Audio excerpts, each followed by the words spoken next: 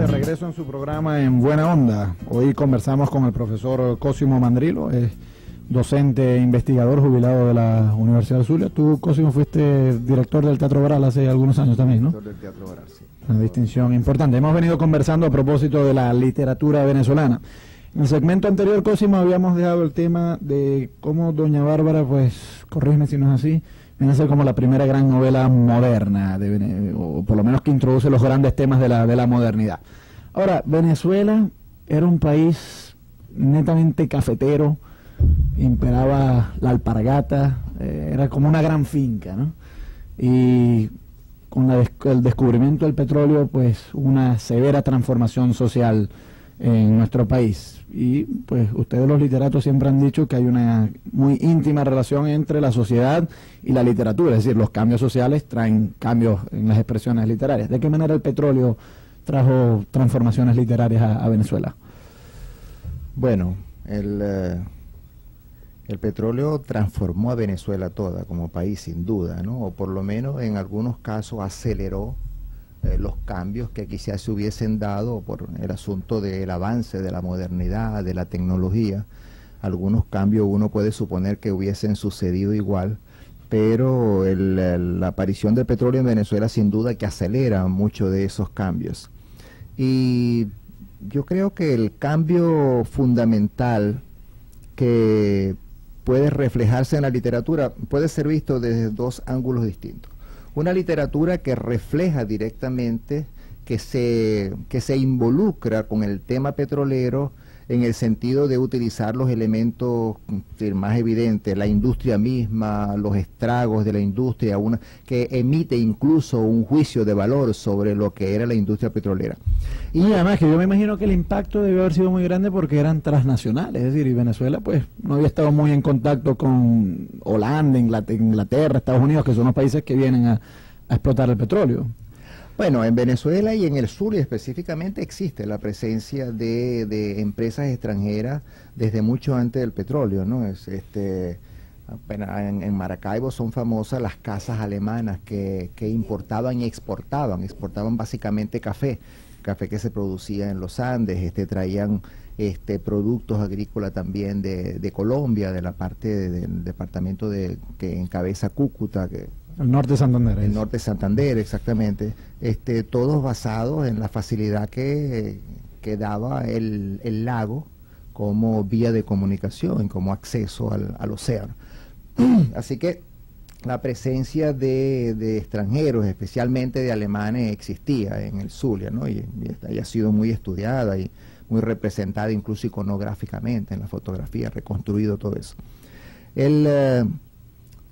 Lo que pasa es que, claro, el asunto del petróleo, quizás lo que lo caracteriza es la velocidad de la implantación de la industria petrolera, es decir, no es un proceso paulatino para nada, sino que en cuanto se descubre el petróleo, la demanda de este combustible a nivel mundial ya es muy alta, ya la tecnología está definida, orientada hacia el consumo de gasolina y de combustibles fósiles, ¿verdad? Y entonces, bueno, la Primera Guerra Mundial acaba de suceder, es decir, de hecho el petróleo en Venezuela empieza a aparecer y a comercializarse en el contexto de la Primera Guerra Mundial. Parece que el boom es los años 30, tengo entendido, ¿no? El boom es a partir de del año 22. El año 22 es cuando, si no recuerdo mal la fecha, esto de decir fecha siempre es un poco arriesgado, revienta el Barroso II, si no me equivoco, que es el gran pozo, que realmente descubre lo que hay en el fondo de la tierra en Venezuela, por decir, el Barroso II pasó días y días botando petróleo solo, ¿no? Con la pura presión que salía de él. Entonces, esta cosa tan vertiginosa afecta de manera muy, muy rápida los cambios, tanto en el país como en la literatura. Lo interesante de la literatura, y es una cosa que extraña, es cómo pasa muy rápidamente de una visión optimista el petróleo asociado con la idea de progreso, de felicidad, de riqueza, a una visión negativa, pesimista, al petróleo visto como explotación de los trabajadores, explotación de los trabajadores, como degradación del ambiente, como corrupción, como discriminación, etcétera, etcétera. Y más o menos esa es la línea que va a mantener, que rige, que caracteriza lo que llamamos hasta hoy literatura del petróleo, ¿no? ¿Cuáles son los autores más conocidos de este movimiento? Mira, hay varias novelas, la que teníamos desde el principio y se enseña en la escuela todavía como novela fundacional, hablando del género novela, es Mene, de Ramón Díaz Sánchez, de 1936. Después, ese es el año que se fue Gómez, ¿correcto? Creo que sí. Gómez muere en el 36. Sí, correcto. Sí. Después se descubre, hay una novela del año anterior, publicada en el 35, que se llama Mancha de Aceite, escrita por un colombiano que vivió en Venezuela y trabajó en la industria petrolera. Él se llama César Uribe Piedrahíta. Y de allí en adelante hay autores como el mismo Rómulo Gallego en Sobre la misma tierra, Miguel Otero Silva en Oficina número 1. Pero de esas, Mene es la que encabeza entonces. Mene es la que hemos tenido siempre. ¿Tiene algo que ver con Mene Grande o...? Lo que pasa es que Mene es una de las denominaciones del petróleo. Ajá. En una lengua... Creo que es indígena, si no es una denominación indígena. Ahora, a ustedes los literatos no les gusta hacer esto, pero yo igual te lo voy a pedir, que nos des una breve sinopsis de la trama de Mene. Sí.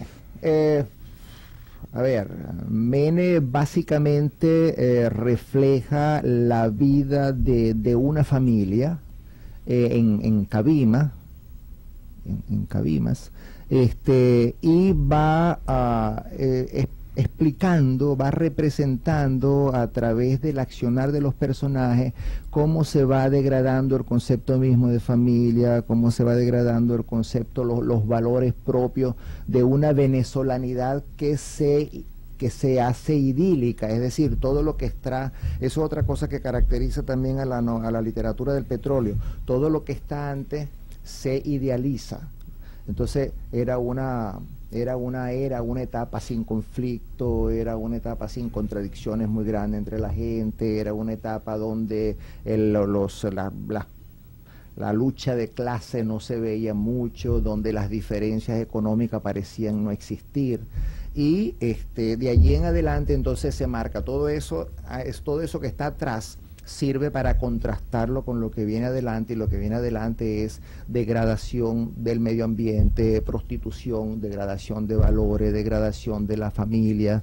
Y a través de distintos personajes, Mene va representando todo eso y va representando también la relación laboral con la industria petrolera, la manera como la industria petrolera cuida poco a sus trabajadores, se representan accidentes varios, es decir, un poco todo lo negativo que uno puede imaginarse, y en general todo el discurso que se ha permeado un poco a la sociedad sobre lo degradante que puede ser la actividad petrolera como industria, está ya representado en Mene. Ahora, sin duda, pues, como tú lo estás planteando, es una novela de protesta. Sí, claro, sí. Y claro, una función, no necesariamente, pero el autor de una novela, de un poema, puede cumplir una función social como elevar una protesta frente a algún abuso que esté ocurriendo en la sociedad. ¿Tú crees que esa protesta surtió efecto? Es decir, las condiciones han mejorado con respecto a lo que el autor de Mene... Sin duda. Pero ¿tú crees que el movimiento literato tuvo responsabilidad en esas mejoras? Yo creo que la literatura suele ser una parte de un movimiento mayor, ¿no? Sin duda que lo que movió a las mejoras que pueda haber habido en la industria petrolera no fueron los textos literarios, fueron los movimientos sindicales, fueron la huelga. Sí, pero bueno, eso habrá despertado un poco de conciencia, me imagino, ¿no? Claro, digamos que es un reflejo, ¿no? O sea, es como en Estados Unidos, por ejemplo, la cabaña del tío Tom. Eso no promovió la guerra civil norteamericana, pero ciertamente despertó sensibilidad frente a la esclavitud, etcétera. Sí, lo que pasa es que, mira, ponte a pensar en la Venezuela de 1936, ¿no? Para empezar, ponte a pensar cuánta gente leía, ¿no? Sabía leer, no era que leía, sino que cuánta gente podía leer, ¿no? Qué capacidad editorial puede haber aprovechado Menes, ¿no? Es decir, cuántos ejemplares se pueden haber. Entonces, un poco también es un discurso que hemos construido a posteriori, es decir, claro, Menes sí refleja esa situación, Menes sí aporta, pero quizás aporta muy a posteriori y no en el momento.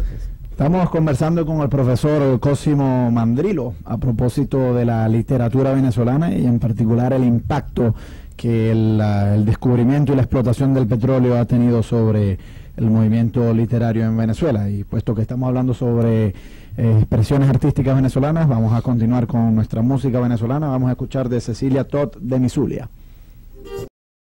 Ahora, Venezuela era un país netamente cafetero, imperaba la alpargata, era como una gran finca, ¿no?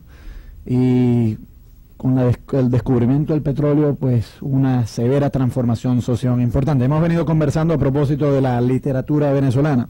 En el segmento anterior, Cosimo, habíamos dejado el tema de cómo Doña Bárbara, pues, corrígeme si no es así, viene a ser como la primera gran novela moderna, o por lo menos que introduce los grandes temas de la modernidad en nuestro país. Y pues ustedes los literatos siempre han dicho que hay una muy íntima relación entre la sociedad y la literatura, es decir, los cambios sociales traen cambios en las expresiones literarias. ¿De qué manera el petróleo trajo transformaciones literarias a Venezuela?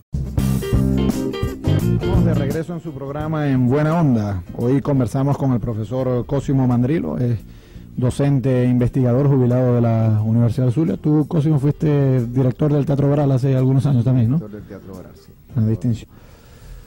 Bueno, el petróleo transformó a Venezuela toda como país, sin duda, ¿no? O por lo menos en algunos casos aceleró los cambios que quizás se hubiesen dado por